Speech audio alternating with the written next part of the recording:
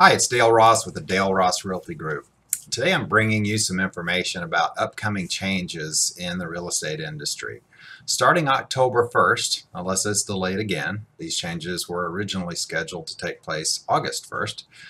Starting October 1st, there are going to be some changes in the way real estate transactions are closed. Some are good, some are not so good. I'm going to hit the high and the low points, not everything in between. If you'd like to know more about it, then please subscribe to my newspaper. Just reply to this email with your mailing address, and I'll be happy to send you my newspaper out, which I'll have an article in the newspaper about this issue. What's going to be happening starting October 1st is the closing statements are going to change. The HUD, as we know it, will go away for buyers and will be replaced by a closing disclosure. The closing disclosure is a fantastic document. It is the easiest closing document I've ever seen for purchasers, detailing the expenses involved in the transaction.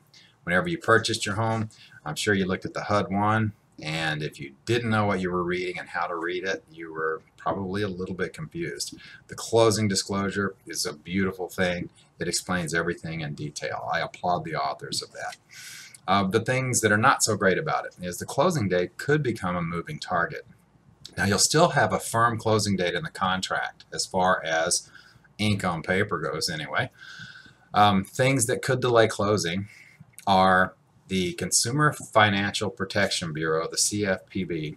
They're the ones putting these things in places, is giving the buyer a 3-day cooling off period from acknowledgement of receipt of the documents from the mortgage company. That means they're not able to close for 3 days after acknowledgement of receipt to the lender. Now, if the buyer does not acknowledge receipt, then that could be even a longer delay in the closing. I think the days of the 30-day closings are over. I think we'll probably move to 45 to 60-day closings from here on out. I don't think, and this is my personal opinion, that there will ever be enough time within the 30-day time frame to complete all of the new requirements. Now, I hope that can be changed. I'm not sure after the mortgage companies get used to this type of system, then maybe they can refine it and we will be able to have closings in 30 days again. But I just don't think it'll be possible for the first at least 6 months to a year after this.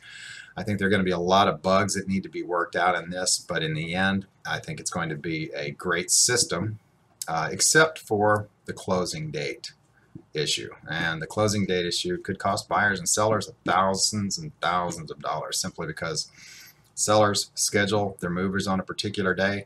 Buyers may need to be out of a lease on a particular day, or maybe they have a rate lock that expires.